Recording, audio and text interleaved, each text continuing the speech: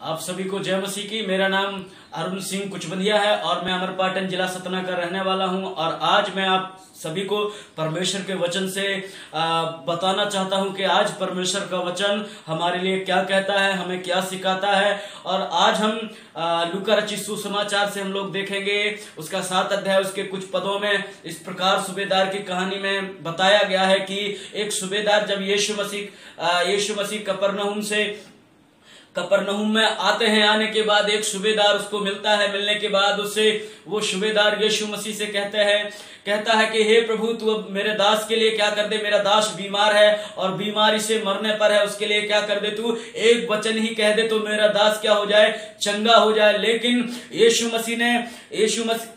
मसीह ने उसकी उस जो सूबेदार था उसने यीशु मसीह की केवल चर्चा ही सुनी थी कि यीशु मसीह क्या है, चंगा करने वाला है, अद्भुत काम करने वाला है। एक अन्य जाति व्यक्ति उसके पास आया, आने के बाद उसने केवल उसकी चर्चा ही सुनी थी। चर्चा सुनने के बाद उससे कहता है, हे प्रभु, तू मेरे दास के लिए क्या कर दे, एक वचन ही बोल दे।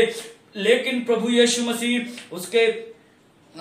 यीशु के पास आया और उससे बड़ी विनती करके कहने लगा, वह इस योग्य है कि तू उसके लिए यह कह, क्योंकि वह हमारी जाति से प्रेम रखता है और उसी ने हमारी आराधनालय बना। लेकिन वो क्या है, वो परमेश्वर के भवन को क्या किया, उसने बनाया। बनाने के बाद वो व्यक्ति क्या होता है, बीमार हो जाता है। बीमार होने के बाद यीशु मसीह से कहता है कि प्रभु, तू मेरे छत के तले, मैं इस योग्य नहीं कि तू मेरे छत के तले आए। लेकिन उसने कहा, तू यहां से ही मेरे दास के लिए वो वचन बोल दे और मेरा दास क्या हो जाए, चंगा हो जाए। तब उसने, यीशु मसीह ने कहा, उसको अचंभव हुआ। अचंभव होने के बाद यीशु मसीह कहते हैं, इज़राइल में भी मैंने ऐसा विश्वास नहीं पाया। लेकिन अगर हम पुराने नियम की बात करें तो इज़राइली लोग जैसे ही मिस्र देश से आते हैं, मूसा उनको लेके आता है, परमेश्वर उनकी अगुवाई करता है। जब उनको खाने के लिए, पीने के लिए जो भी समस्या होती थी,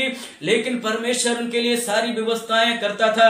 एक दिन उनको खाना, दूसरे दिन कुड़कुड़ाना, फिर खाना, फिर कुड़कुड़ाना। लेकिन परमेश्वर उनके लिए रात में आग का खम्मा बना, दिन में बादल की छाया, और परमेश्वर हमेशा उनके साथ रहता था। लेकिन ये व्यक्ति यीशु मसीह को अचंभव में डाल दिया। डालने के बाद कहता है, मैंने ऐसा विश्वास इज़राइल में नहीं पाया।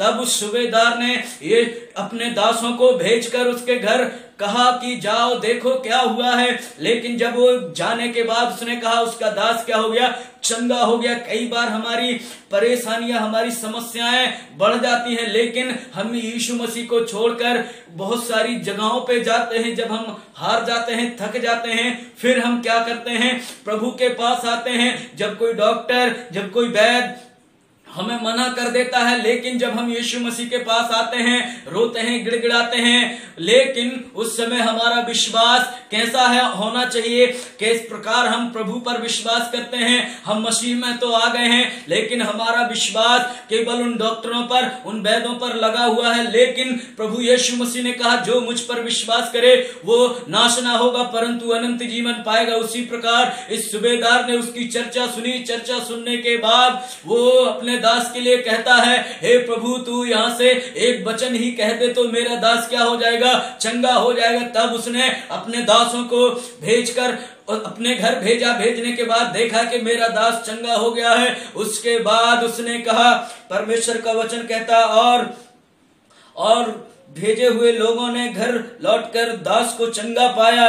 लेकिन यह सुनकर यीशु को अचंभव हुआ और उसने मुंह फेर कर भीड़ के सामने कहा, इस प्रकार हम अपने विश्वासी को अपने लोगों के बीच में कह सकते हैं कि हमारा विश्वास एक अन्य जाति जो यीशु मसीह की चर्चा ही सुना था, उसने कहा, मेरा परमेश्वर जो है वो अद्भुत करने वाला है, मेरा परमेश्वर जो है वो चंगा करने वाला है। यीशु मसीह ने अचंभव किया और भीड़ के सामने क्या कहता है, मैंने ऐसा विश्वास इज़राइल में नहीं पाया।